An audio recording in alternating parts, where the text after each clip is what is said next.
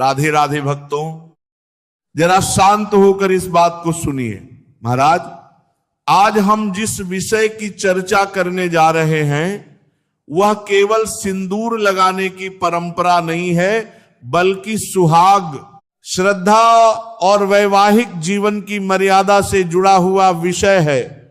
हमारे सनातन धर्म में मांग का सिंदूर एक विवाहित स्त्री के सौभाग्य का प्रतीक माना गया है।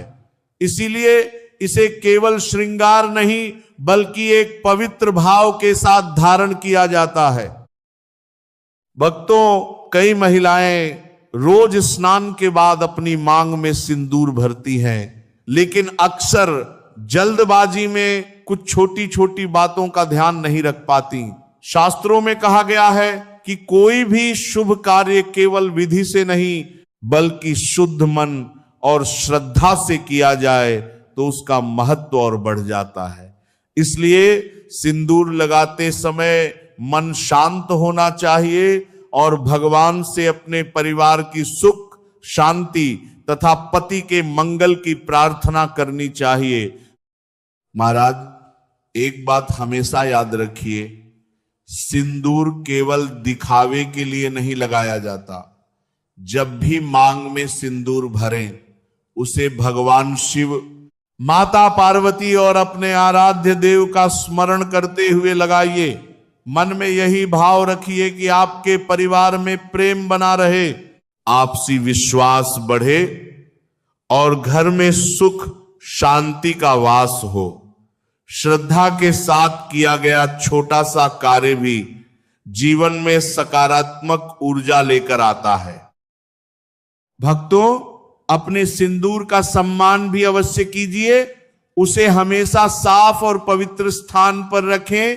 जहां तक संभव हो स्वच्छ होकर ही सिंदूर धारण करें और क्रोध, तनाव या अशांत मन की स्थिति में पहले स्वयं को शांत करें, फिर भगवान का नाम लेकर मांग भरें।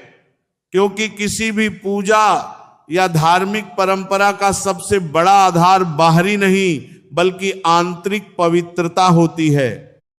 महाराज, यह भी याद रखिए कि पति पत्नी का संबंध केवल सिंदूर या किसी एक परंपरा से नहीं चलता। इस रिश्ते की सबसे बड़ी शक्ति है प्रेम, विश्वास, सम्मान और एक दूसरे के प्रति समर्पण।